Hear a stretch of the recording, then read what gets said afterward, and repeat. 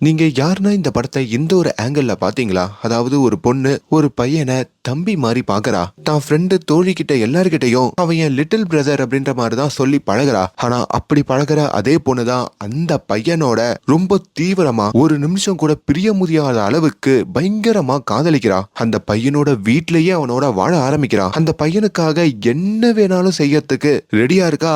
அப்படி அவன் கூட இருந்துகிட்டு பண்ணக்கூடாத பல பயங்கரமான விஷயங்களையும் அவ பண்றா. இப்படி இந்த பொண்ணு மாறினதுக்கு என்ன காரணம்? உண்மையாலேயே ஒன் விஷ் வில்லோ அப்படின்ற மாதிரி அந்த ஒரு குச்சியில இருந்த மேஜிக் என்ன அப்படின்னு அடுத்தடுத்து பல ட்விஸ்டுகளோட இந்த கதை நகரும். எல்லாருக்கும் வணக்கம். இன்னைக்கு நம்ம அப்சஷன் அப்படின்ற ஒரு படத்துடைய ஸ்டோரி ரிவ்யூ தான் பார்க்க போறோம். இப்ப இந்த படம் OTT-ல அவைலபிளா இருக்குங்க. அதை ப்ரமோட் பண்ணதான் இந்த வீடியோ.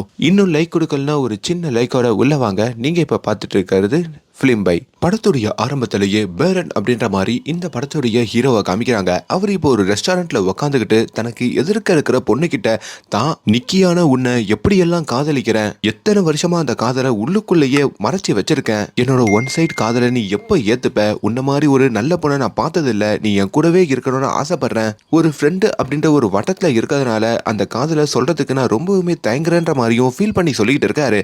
ஆனா இதை எல்லாத்தையும் அந்த நிக்கி கிட்ட அவர் சொல்லலைங்க. வேறு ஒரு பொண்ணு கிட்ட தான் சொல்லிக்கிட்டு இருக்காரு. ஆக்சுவலி நிக்கி கிட்ட எப்படியெல்லாம் தன்னோட காதலை வெளிப்படுத்தலாம் அப்படின்ற மாதிரி தான் அங்க நம்ம ஹீரோ பிராக்டிஸ் பண்ணிட்டு இருக்க மாதிரி காமிக்கிறாங்க. இதை எல்லாத்தையுமே அதே ஓரத்துல அயன் அப்படின்ற மாதிரி ஒரு பையன் உட்காந்து கேக்குறாங்க. அவன் நம்ம ஹீரோவுடைய பெஸ்ட் ஃப்ரெண்டுங்க. என்ன இளவரா பேசிக்கிட்டு இருக்க, சத்தியமா இது மாதிரி எல்லாம் டைலாக் விட்டனா அந்த பொண்ணு உன் கூட இருக்கவே மாட்டா. ஒரு பொண்ணை எப்படி கரெக்ட் பண்ணணும் கூட தெரியலையா, நீ இந்த டைலாக் சரியா பேசல, வசனத்தை சரியா பேசல, அதெல்லாம் கொஞ்சம் திருத்தி பேசு அப்படின்ற மாதிரி நிறைய அட்வைஸ் தான் பண்றான். அது இல்லாம உன் காதலை ரொம்ப நாளா உள்ளுக்குள்ள வச்சிருக்கிறதும் தப்பு தான். சீக்கிரமா நிக்கிய பார்த்த உடனேயே உன் காதலை வெளிப்படுத்திடு அப்படின்ற மாதிரியும் சொல்றான். அந்த பொண்ணை பட்ட பேர் வச்சுதான் கூப்பிடுவாங்க. நீ அவளை ரொம்ப டீசெண்டா தான் கூப்பிடுற. முதல்ல அதை பிரேக் பண்ணு. ஒரு ஜாலியா ஒரு ஃப்ரெண்டோட பழகுற மாதிரி பழகு. அவளுக்கு ட்ரிங்க்ஸ் எல்லாம் வாங்கி கொடு அப்படின்னு நிறைய ஐடியாக்கள் கொடுக்க, இப்படித்தான் ஃப்ரெண்டோட பேசிட்டு நம்ம ஹீரோ அவருடைய வீட்டுக்கு திரும்புறாரு. வீட்டுக்கு திரும்பினா நம்ம ஹீரோ ஆசையா ஒரு பூனையை வளர்ப்பாருங்க. அதோடைய பேரு சாண்டிங்க. அது அங்க பால் குடிச்சுக்கிட்டே மயங்கி கீழே விழுந்து கிடக்கு. ஹீரோவும் பக்கத்துல போய் பாக்குறாரு. அப்பதான் பூனை போய் சேர்ந்துருச்சு அப்படின்ற மாதிரியும் அவருக்கு தெரியுது. அவருக்கு ஒரு மாதிரி கலங்கி போயிடுறாருங்க. ஏன்னா நம்ம ஹீரோக்கு சொந்தம்னு சொல்லிக்கிறதுக்கும் அப்பா அம்மானு யாருமே இல்லைங்க. எல்லாமே அந்த பூனை மட்டும்தான். அப்பதான் அந்த இடத்துல சில மாத்திரைகள் கீழே கொட்டி இருக்கிறத ஹீரோ பாக்குறாரு. அது அவர் கபோர்ட்ல இருக்கோங்க.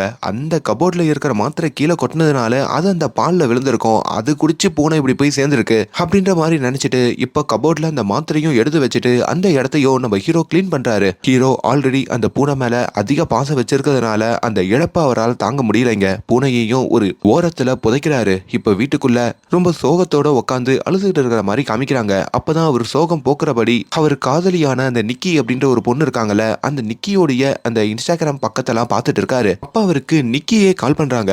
நிக்கி நம்ம ஹீரோவை ஒரு லிட்டில் பிரதர் மாதிரி ஒரு ஃப்ரெண்டு மாதிரி தான் பாப்பாங்க. இன்னைக்கு என்ன வேலையா இருக்கியா, இன்னைக்கு ஆஃப் இருந்ததுன்னா ஏன் ஒரு பார்ட்டிக்கு போக கூடாது அப்படின்ற மாதிரியும் அங்க கேட்டுட்டு இருக்க. ஹீரோவுமே நிக்கியே நம்மளை கூப்பிடுறாரு அப்படின்ற மாதிரி ரொம்ப சந்தோஷப்படுறாரு. இவங்க எப்போ பார்ட்டிக்கு போனாலும் கூட அவங்க ஃப்ரெண்ட்ஸும் தாங்க போவாங்க. அதனால இந்த பார்ட்டியில வச்சு நம்ம எப்படின்னா அந்த பொண்ணுக்கு ப்ரப்போஸ் பண்ணிடலாம் அப்படின்ற மாதிரியும் நம்ம ஹீரோ யோசிக்கிறாரு. அப்பதான் அவங்க ஏரியால ஒரு கடை இருக்குங்க. அந்த கடையில போயிட்டு நிக்கிய சர்ப்ரைஸ் பண்ற விதமா எதனா பொருட்கள் வாங்கலாம் அப்படின்ற மாதிரியும் ஹீரோ தேடிக்கிட்டு இருக்க. அந்த கடையில ஒரு அக்கா இருக்காங்க போல. அந்த அக்கா கிட்டையும் பொண்ணுங்களை கவர்ற மாதிரி எதனா பொருள் இருக்கா அப்படின்ற மாதிரி கேட்கும் போதோ அவங்க ஒரு செயினை கொண்டு வந்து காமிக்கிறாங்க. இந்த செயின் போட்டு இருந்தா எப்பவுமே காம்னஸோட இருக்கலாம் அப்படின்ற மாதிரியும் சொல்ல, பட் ஹீரோக்கு அது ஏதோ செட் ஆகிற மாதிரி தெரியலைங்க. கண்டிப்பா நிக்கிக்கு இது புரியாது அப்படின்ற மாதிரியும் யோசிக்கிறாரு. அப்பதான் அதே கடையில ஒன் விஷ் வில்லோ அப்படின்ற மாதிரி ஒரு குச்சி இருக்கிறதையும் ஹீரோ பாக்குறாரு.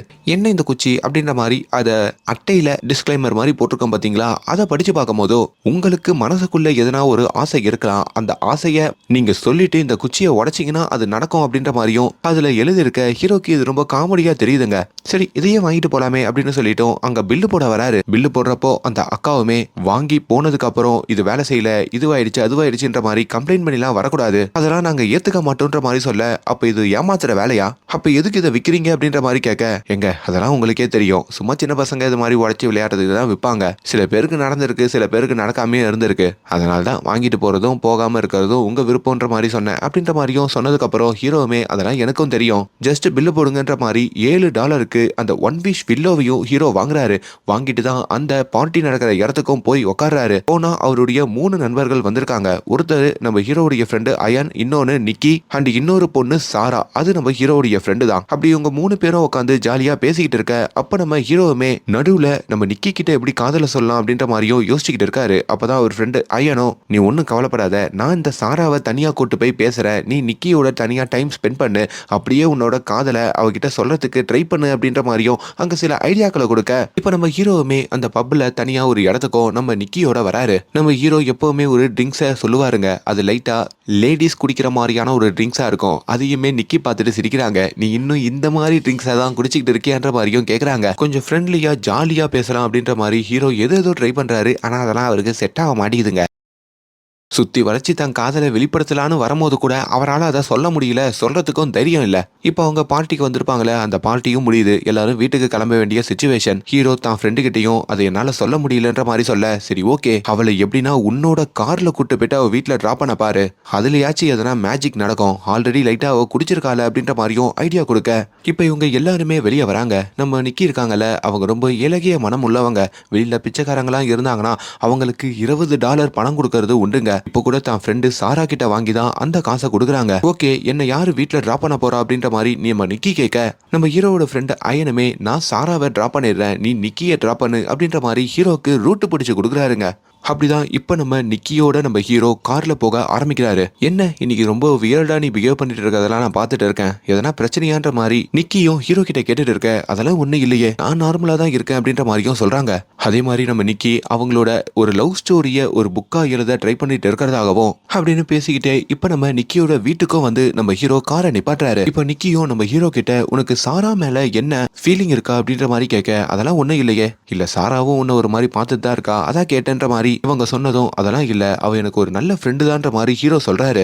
நிக்கியுமே, எனக்கு ஒரு பையனை முன்னாடி பிடிச்சிருந்தது, ஆக்சுவலி அவன் மேல கிரஷ் இருந்தது, அதை நான் சாரா கிட்ட மட்டும் தான் சொல்லியிருந்தேன் அப்படின்னு சொல்லும் போதும் ஹீரோடைய முகம் மாறுது. எது, நிக்கிக்கு வேற ஒரு பையன் மேல கிரஷ் இருக்கான்ற மாதிரி.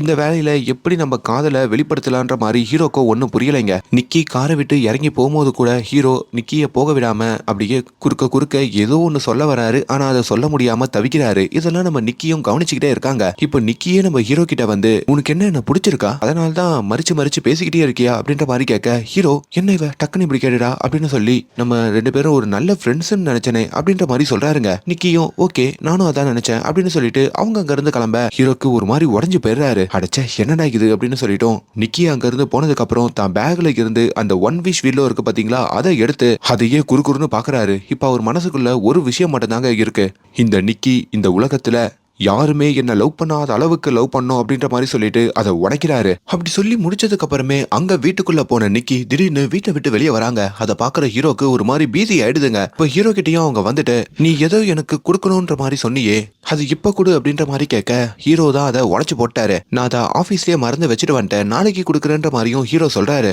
நிக்கியோ அங்க சரின்னு சொல்லிட்டோம். அப்படியே அங்க முழிக்க ஹீரோவுமே சரி நான் கிளம்புவான்னு கேட்க, தனக்கு ரொம்ப வருத்தமா இருக்கு அப்படின்ற மாதிரியும் சொல்றாங்க.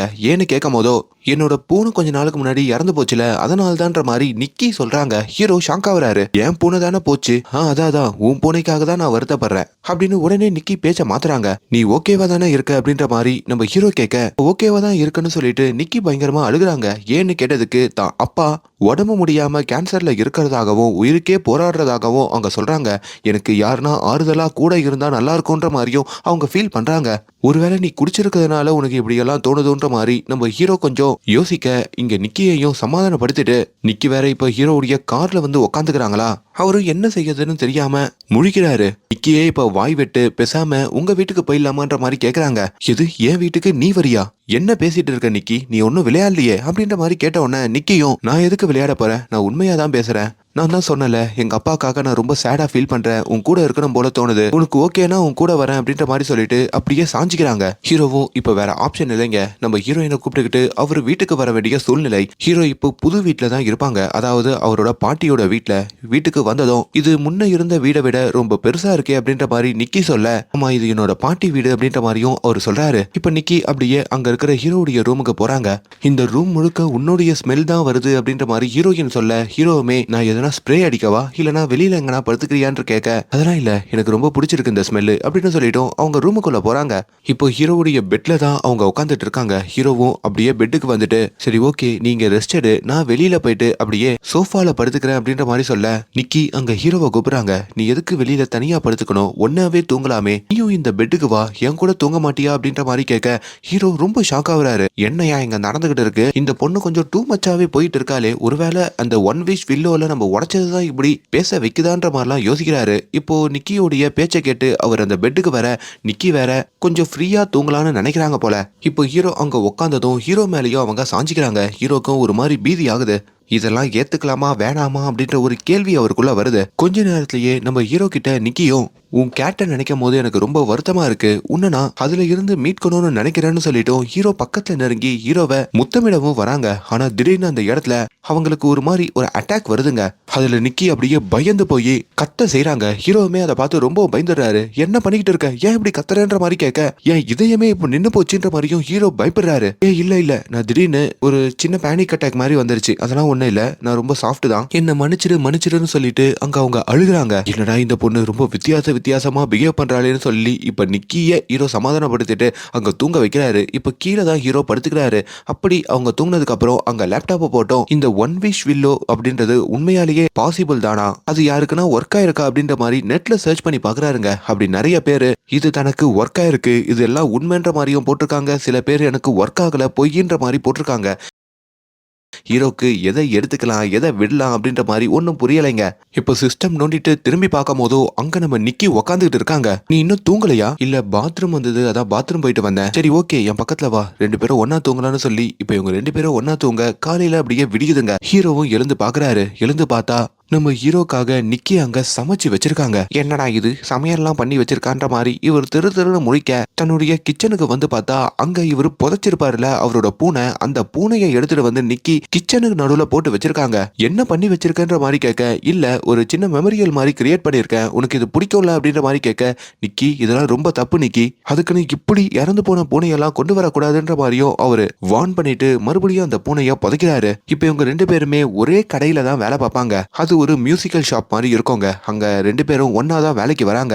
ஹீரோவுமே அவரோட ஃப்ரெண்டு அயன் பாக்குறாருங்க. அப்படி ஹீரோவையும் அயன் தனியா கூட்டிட்டு போயிட்டு, டேய் என்னடா நேத்து நைட்டு நடந்தது, போனதுக்கு அப்புறம் போன் கூட பண்ணல, எல்லாத்தையும் சொல்லுன்ற மாதிரி கேட்க, ஹீரோவுமே எனக்கு என்ன சொல்றதுன்னே தெரியல, நிக்கி உண்மையாலேயே என் வீட்டுக்கு என் கூட வந்து தங்கனா, நாங்க ரெண்டு பேரும் ஒன்னா இருந்தோம், ஒன்னா இருந்தீங்களா, என்னடா சொல்ற, அப்ப ரெண்டு பேருக்குள்ள எல்லாம் ஓவரா அப்படின்ற மாதிரி கேட்க, அது மட்டும் நடக்கல, அவ திடீர்னு என் மேல ரொம்ப அதிக காதலோட இருக்கா, எனக்கு உண்மையாலேயே நான் ஒரு கனவு உலகத்துல மிதக்கிற மாதிரி தான் இருக்குன்ற மாதிரி அதெல்லாம் சொல்லிக்கிட்டு இருக்காரு. அதெல்லாம் அவங்க ஃப்ரெண்டு நம்புறதா வேணாமான்னு ஒன்றும் புரியலைங்க. ஆனா ஹீரோ அங்க சொல்லிட்டு இருக்கும் போதோ அந்த நிக்கி ஹீரோவையே கவனிச்சுட்டு இருக்கிறத இவங்க ரெண்டு பேரும் கவனிக்கிறாங்க. இப்ப வேலை முடிஞ்சு எல்லாரும் வீட்டுக்கு போறாங்க. நம்ம ஹீரோவுமே இன்னைக்கும் நிக்கி நம்ம வீட்டுக்கு வரக்கூடாது, ஏன்னா நேத்தே பயமுறுத்த மாதிரிலாம் கத்திட்டா அப்படின்னு சொல்லிட்டோம். நிக்கி கார்ல வந்து ஏறுறப்போ நீ வேணா அயனோட போயிடு அப்படின்ற மாதிரி ஹீரோ சொல்றாரு.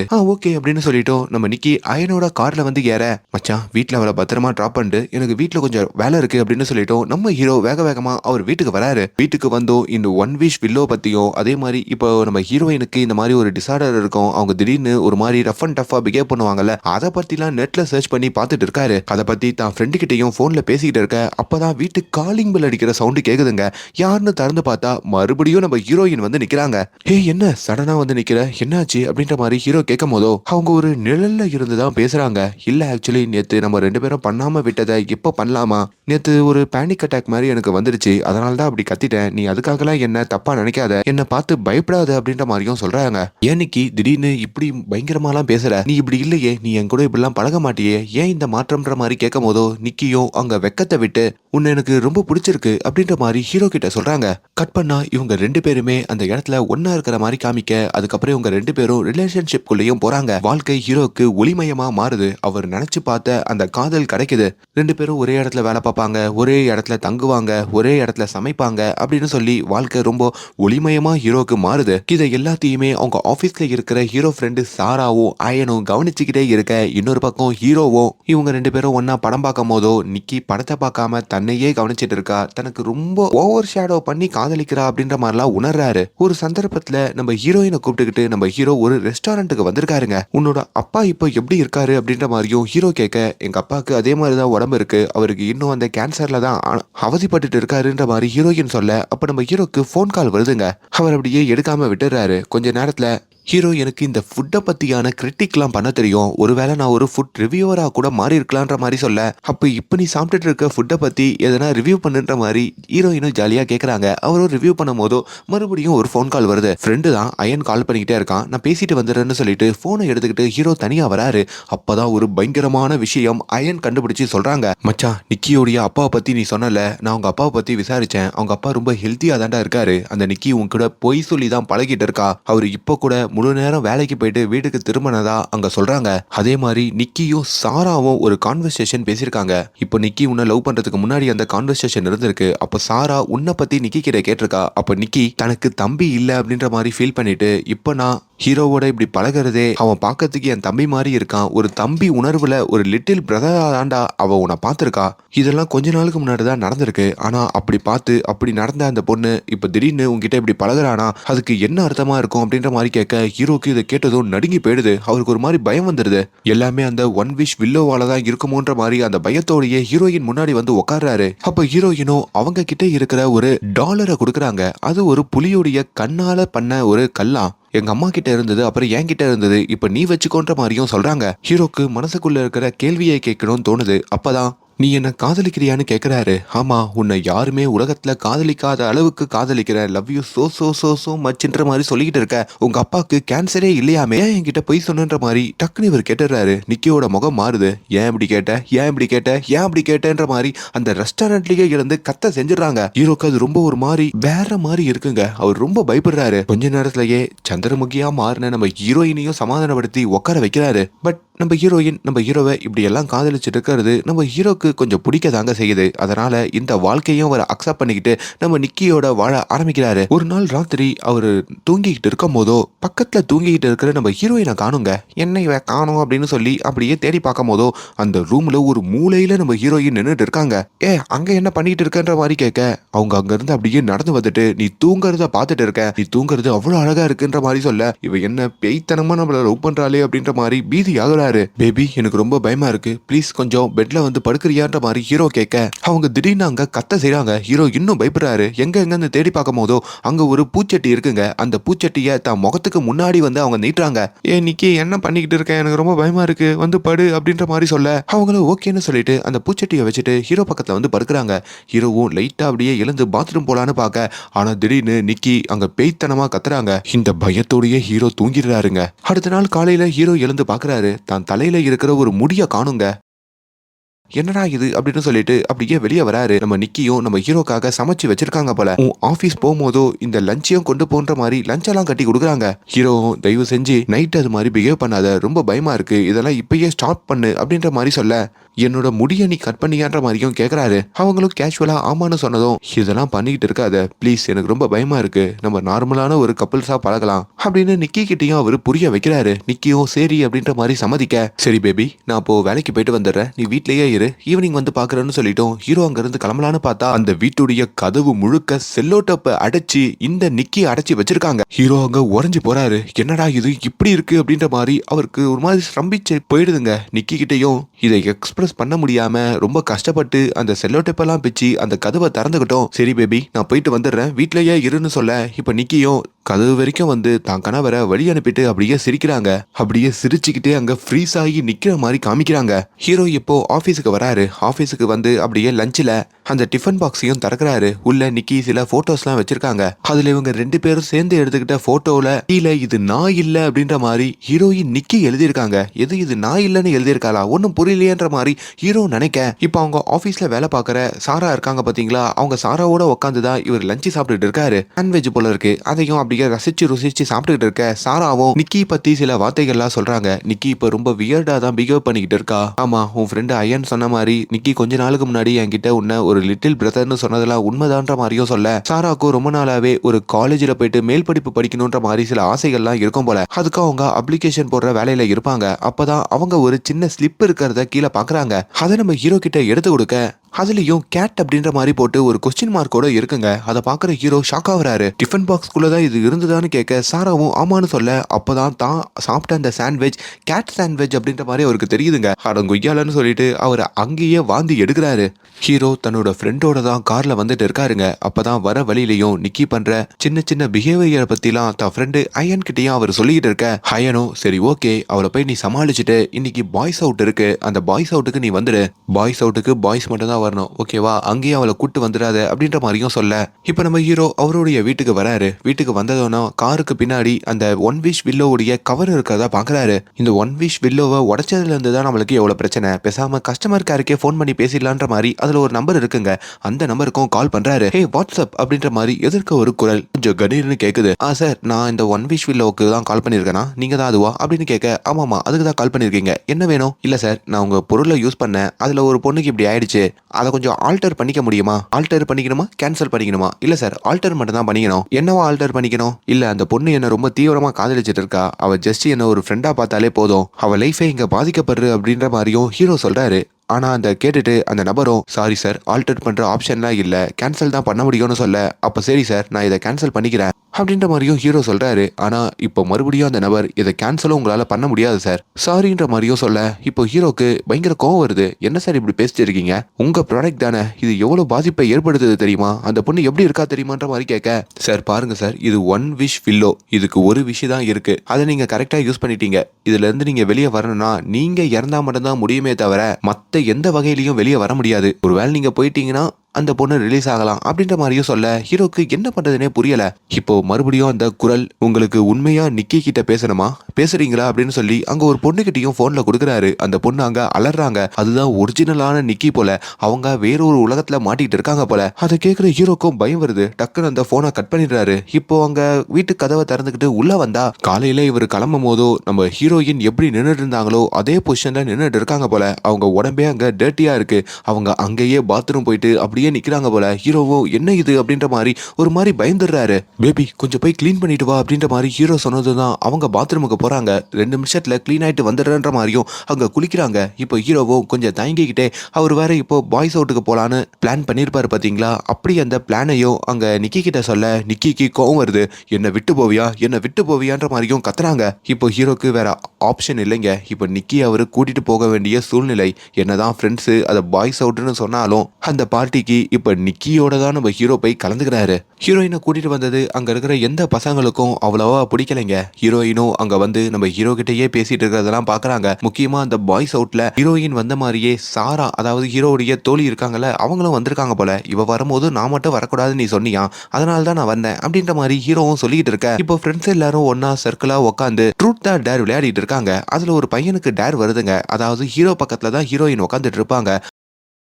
அப்படி ஹீரோவுடைய பிளேஸ்ல நான் வரணுன்ற மாதிரி ஒரு டேர் கொடுக்க நிக்கி பக்கத்துலயும் அந்த பையன் வந்து உக்காந்துக்கிறான். எப்பா 2 பேரும் என்னப்பா ரொம்ப பயங்கரமான காதலரா இருக்கீங்க, அப்படி என்னத்தை பண்ணி இவன் உன்னை மயக்கனா அப்படின்ற மாதிரி ஹீரோயின் கிட்டயா ஒரு விளையாட்டா கேட்க ஹீரோயினும் அதுதானே உண்மை அப்படின்னு சொல்லி பயங்கரமா சிரிக்கிறாங்க. இப்போ ஹீரோயினுக்கு ஒரு ட்ரூட்டா டேர் வருது. அதுல அவங்க ஒரு போயம் சொல்லணும் அப்படின்ற மாதிரியும் அங்க எழுப்புறாங்க. அப்பதான் ஹீரோயினும் அங்க ஒரு போயம், அதுவும் ஒரு கேவலமான போயம் சொல்றாங்க. ஒரு பொண்ணு இருந்தா அந்த பொண்ணுக்கு ஒரு பையனை ரொம்ப பிடிச்சிருந்தது. அப்படி அந்த பொண்ணு அந்த பையன் மேல காதல் வசப்பட்டா. அந்த பையன் பாக்குறதுக்கு தன்னோட லிட்டில் பிரதர் மாதிரியே இருந்ததுனால அவளுக்கு இன்னும் வசதியா போச்சு. அப்படி தான் பிரதர் கிட்ட தான் நினைச்ச எல்லா காரியத்தையும் அவ பண்ணிக்கிட்டா. லைக் அவனோட ஒன்னா இருக்கிறது, அவனோட வாழ்றதுன்ற மாதிரி அவ என்ஜாய் பண்ணி அந்த பிரதரோட கணவர் மனைவி போல வாழ்ந்தான்ற மாதிரி அங்க அவங்க சொல்லிட்டு இருக்காங்க. இதெல்லாம் கேட்க கேட்க அவங்க ஃப்ரெண்ட்ஸ் கேங் இருக்காங்கல்ல அவங்களுக்கு ஒரு மாதிரி ரொம்ப தப்பா இருக்குங்க. ஆக்சுவலி ஹீரோயின் ஏன் அப்படி சொல்லியிருப்பாங்கன்னா இந்த சாரா கிட்ட அவங்க முன்னாடி சொல்லியிருப்பாங்கல்ல நம்ம ஹீரோ ஒரு லிட்டில் பிரதர் மாதிரின்ட்டு, அதை இப்போ நியாயப்படுத்துறதுக்காக தான் இப்போ அப்படி பேசிக்கிட்டு இருப்பாங்க. ஆனால் அது ரொம்ப இவங்களுக்கு ஆக்வர்டாக இருக்க இப்போ ஹீரோக்கு ஒரு டேர் வருதுங்க. அவர் என்ன பண்ணோம்னா பக்கத்தில் அவர் லெஃப்ட்ல இருக்கிற ஒரு பொண்ணுக்கு முத்தமிடணும். அது பார்த்தா சாரா உட்காந்துக்கிறாங்க. இதை கேட்டதும் ஹீரோயினுக்கு கோவம் வந்துடுது. அவங்களும் அந்த சேர்ல இருந்து எழுந்து அப்படியே ஹீரோ பக்கத்தில் வந்து உட்காடுறாங்க. பக்கத்தில் இருக்கிற சாராவையும் தள்ளி விட்டுறாங்க. இப்போ எனக்கு தானே நீ கொடுத்தாகணுன்ற மாதிரி சொல்ல இப்போ சுற்றி இருக்கிற எல்லா ஃப்ரெண்ட்ஸும் தலையில கை வைக்கிறாங்க. இந்த பொண்ணு எதுக்கு இப்படி பிஹேவ் பண்றான்ற மாதிரி கேக்குறாங்க. அப்பதான் அங்க இருக்கிற எல்லார்கிட்டையும் இவ என்னோட ஆளு, இவனை நீங்க எதனா எடுத்துக்கணும்னு நினைச்சா உங்க எல்லாரையும் போட்டு தள்ளிடுவேன்ற மாதிரி எல்லாரையும் அங்க நம்ம ஹீரோயின் மிரட்ட ஒரு அர்ஜுன் ரெட்டி ரேஞ்சுக்கு அவங்க அங்க பண்ணிக்கிட்டு இருக்காங்க. அப்போ திடீர்னு நம்ம ஹீரோயினுக்கு சுயநினைவு வருதுங்க. அதாவது அவங்களுக்குள்ள இருக்கிற அந்த நிக்கி இருக்காங்கல்ல, அவங்க வெளியே வராங்க போல. வந்ததும் அவங்க ஷாக்கா வராங்க. அப்படியே பின்னாடி போறாங்க. ஆனா உள்ள இருக்கிற இன்னொரு பொண்ணுமே இப்ப அந்த நிக்கிய வெளியே வர விடாம அங்க இருக்கிற ஒரு ஆயுதத்தை எடுத்து தான் தலையிலேயே அடிச்சு காயப்படுத்திக்கிட்டு இது உனக்காக தான்ற மாதிரியும் ஹீரோ கிட்ட சொல்ல, இப்ப இவ எப்படி பிஹேவ் பண்ணதுனாலயும் இப்ப ஹீரோயினுக்கு அடிபட்டதுனாலயும் ஹீரோவுமே பக்கத்துல தான் காரை எடுத்துக்கிட்டு ஹாஸ்பிட்டல் நோக்கியும் ஓடுறாரு. அப்படி எப்படியோ அங்க நம்ம ஹீரோயினுக்கு ஃபர்ஸ்ட் எய்ட் எல்லாம் பண்ணி தன்னுடைய வீட்டுக்கும் கூட்டிட்டு வராரு.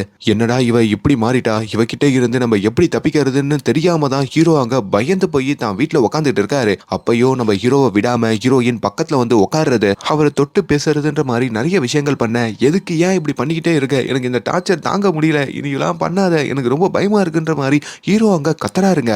அப்பதான் ஹீரோயினும் தான் எவ்வளவு உன்னை காதலிக்கிறன்ற மாதிரி அந்த காதலை பத்தி சொல்லி நம்ம ஹீரோ கிட்ட புரிய வைக்க முயற்சி பண்றாங்க. நீ இல்லாம என்னால இருக்க முடியாது, ஒரு நிமிஷம் கூட உன்னை பிரிஞ்சு இருக்க முடியாது, உனக்காக நான் என்ன வேணா பண்றதுக்கு ரெடியா இருக்கன்ற மாதிரி எல்லாம் அழுகுறாங்க.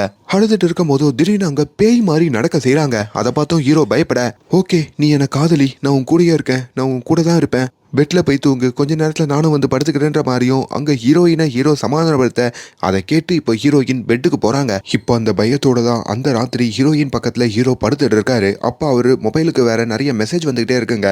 ராத்திரி 2:30 மணி வேற ஆகுது. என்ன மெசேஜ் அப்படின்ற மாதிரி திறந்து பார்த்தா அவரோட ஃப்ரெண்டு அந்த தோழி இருக்காங்களா சாரா, அவங்க தான் அந்த மெசேஜ் பண்ணிருக்காங்க. உங்ககிட்ட சில முக்கியமான விஷயம் பேசணும், கொஞ்சம் வெளியே வரியா அப்படின்ற மாதிரி அவங்க கூப்பிட, இவரும் பின்னாடி திரும்பி பார்த்துட்டு பக்கத்துல வேற இந்த பொண்ணு இருக்காளேன்னு சொல்லி என்னால பேச முடியாது, நீ எதுனாலும் டெக்ஸ்ட் பண்ணுன்ற மாதிரி சொல்றாரு.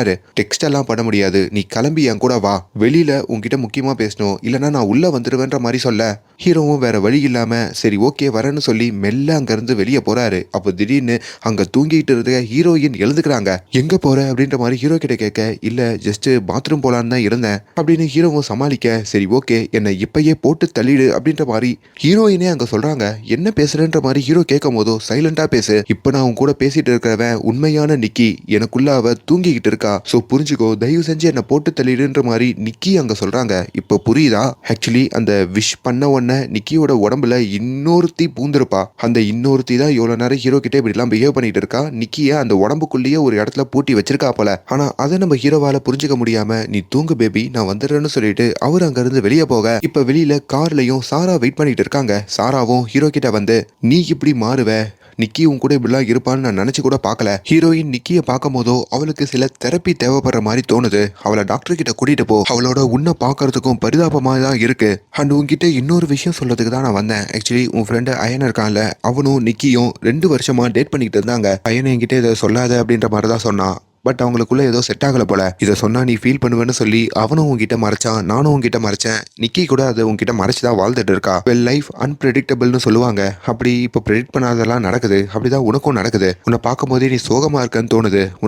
உனக்கு மேபி என்னுடைய அன்பு தேவைப்படலாம், உனக்கு வேணா என் தோல்ல சாஞ்சிக்கோன்ற மாதிரி அவங்க சொல்ல, ஆனா அதுக்குள்ளேயே இவங்க 2 பேரும் பேசிட்டு இருக்கிறத தூரத்துல இருந்து ஹீரோயின் பாத்துறாங்க. அவங்க ஓடி வந்து அந்த காருக்குள்ள இருக்கிற இந்த சாராவையும் அங்கேயே போட்டு தள்ளிடுறாங்க. இதையும் ஹீரோ அங்க ஸ்ரம்பிச்சு பாக்குறாரு. அவருக்கு பயம் வந்துருது. எப்படி பேபி அவ உங்ககிட்ட வந்து தனியா பேசலாம், நான் தான் சொல்லியிருக்கல நீ எனக்கான மட்டும் தான், நீ எனக்கு கூட மட்டும் தான் இருக்கணும்னு சொல்லி அங்கிருந்து ஹீரோவை தரன்னு அவங்க வீட்டுக்குள்ளேயும் இழுத்துட்டு போக, அவ்வளவுதாங்க ஹீரோ மொத்தமா உடஞ்சு போறாரு. இதுக்கு மேலேயும் பொறுக்க முடியாது, இதுக்கான சொல்யூஷனை நம்ம கண்டுபிடிச்சா மாதிரி நினைக்கிறாரு.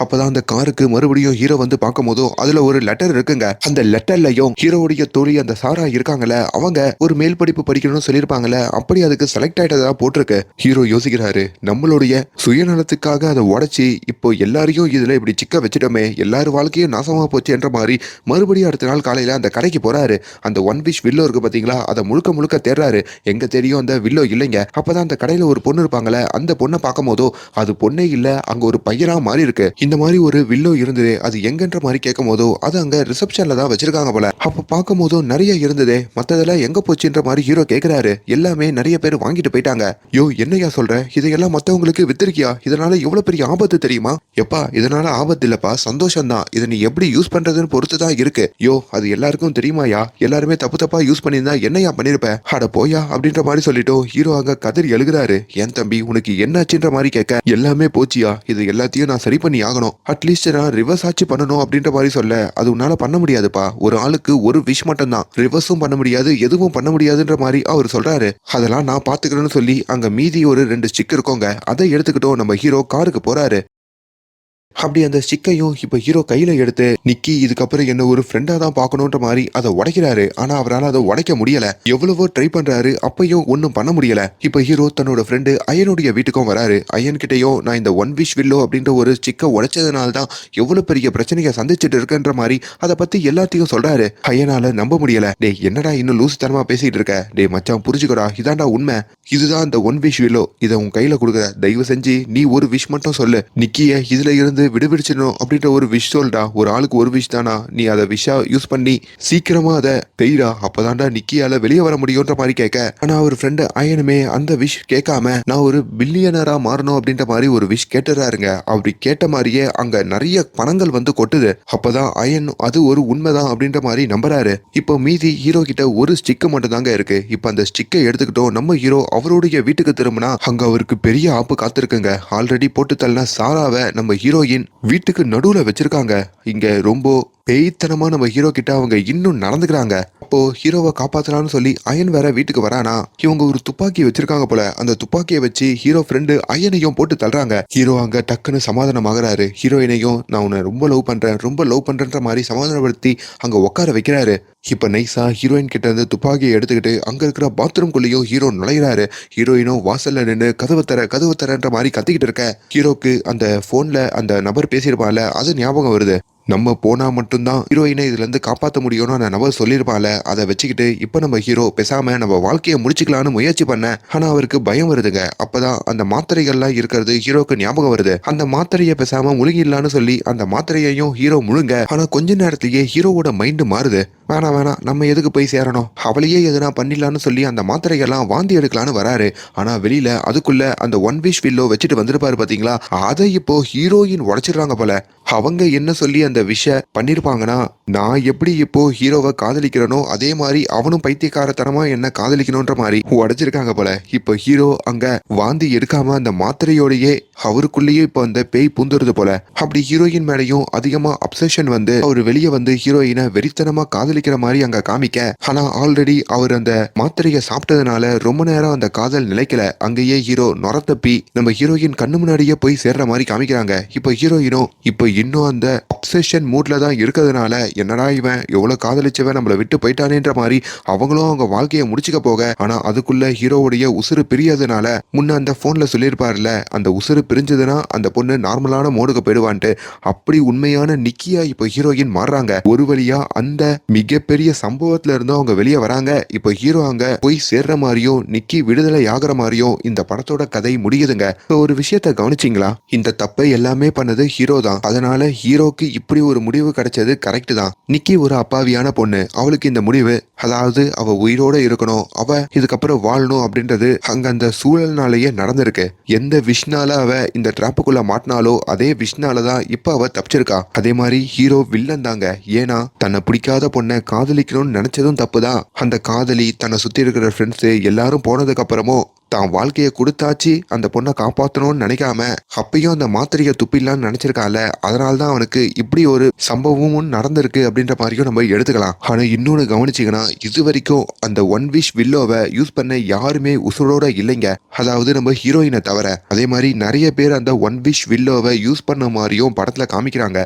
அவங்களோட நிலைமெல்லாம் என்னாச்சுன்ற மாதிரியும் ஒரு கேள்விக்குறிதான். மேபி அது எல்லாத்தையும் செகண்ட் பார்ட் எடுத்து அதுல வேற லெவலா சொல்லுவாங்கன்ற மாதிரி நினைக்கிறேன். ஸோ நீங்க இந்த படத்தை பத்தி என்ன நினைக்கிறீங்க அப்படின்ற எல்லாத்தையும் கீழே கமெண்ட்ல சொல்லுங்க. அண்ட் மேலும் இந்த மாதிரியான வீடியோஸை தொடர்ந்து பார்க்கறதுக்கு நம்ம சேனலை சப்ஸ்கிரைப் பண்ணுங்க. Thank you so much.